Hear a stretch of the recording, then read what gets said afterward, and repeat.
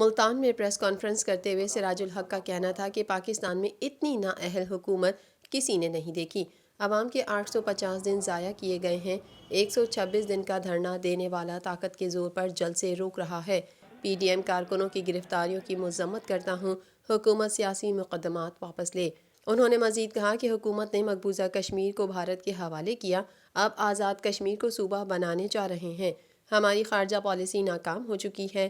چین سمیت دوست ممالک ہم سے ناراض ہیں۔ سراج الحق نے عوام کو حکومت سے نجات دلانے کے لیے جلسے کرنے کا بھی اعلان کیا۔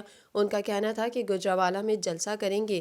پی ڈی ایم جماعت میں جماعت اسلامی کا شامل ہونا ایسا ہی ہے جیسے میں دوبارہ خاندانی سیاست کو زندہ کروں۔ تمام جماعتوں نے جنوبی پنجاب صوبے کا وعدہ کیا مگر پورا نہیں کیا۔ جماعت اسلامی اس محروم خطے کے لیے جدوجہد کرے گی۔